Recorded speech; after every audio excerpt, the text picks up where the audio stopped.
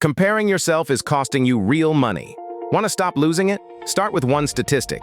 People who regularly compare their spending to peers save 30% less over a decade. That number isn't about jealousy. It's about measurable financial drag. In this documentary, we'll quantify how comparison steals opportunities, fuels bad financial decisions, and offers clear, data-driven fixes. First, what does comparison look like in financial terms? It's upgrading cars, chasing luxury rent, over-leveraging on social media status, and bidding with emotion instead of metrics.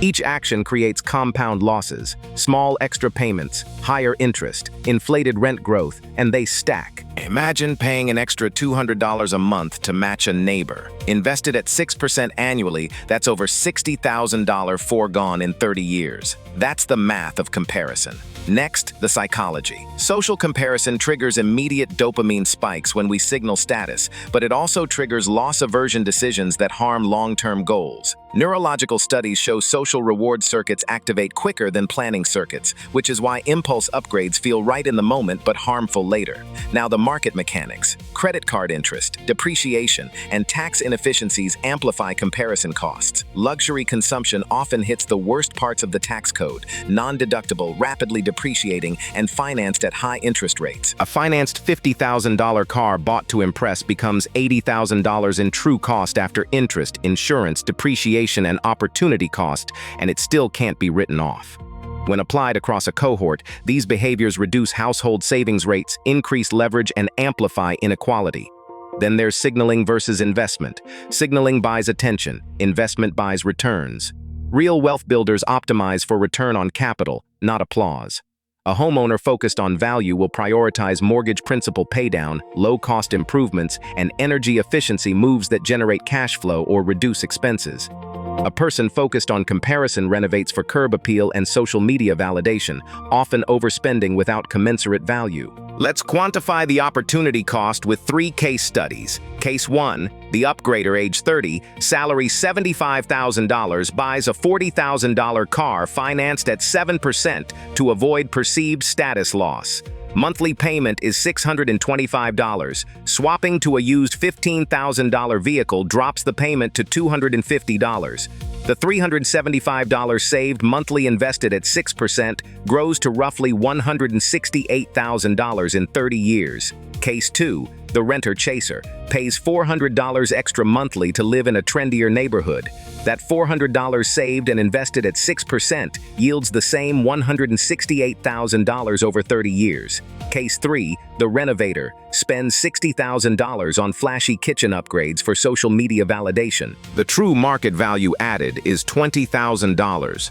The $40,000 gap, financed or saved, represents a lost investment that could have grown significantly. Across these cases, the consistent pattern is clear.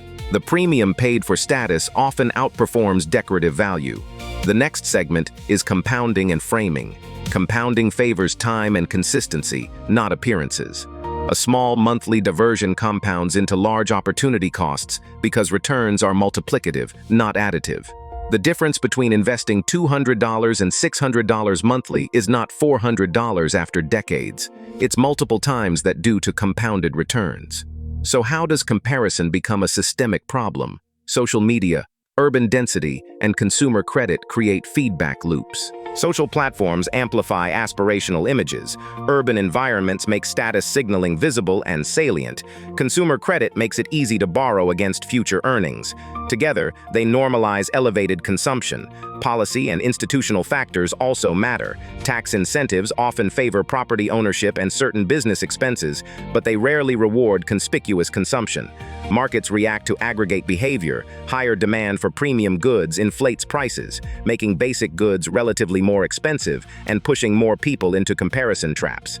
Where do we find leverage to break the cycle? 3 actionable insights: measurement, reallocation, and signaling substitution. Measurement: track your spending in categories linked to comparison for 90 days. Quantify the monthly premium you pay to signal status. Reallocation: convert that premium into automatic investments or debt repayment. Even a 1% reallocation of income compounds. Signaling substitution. Replace expensive signals with low-cost, high-authenticity signals. Volunteer leadership, professional awards, skill badges, and demonstrable competence signal status credibly without high recurring costs.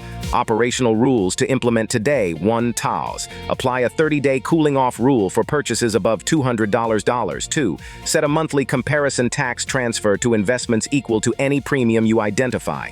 3. Use public metrics, net worth tracking, not follower counts, as your status scoreboard. Each rule reorients incentives from short-term signaling to long-term capital accumulation. We must also consider social impacts.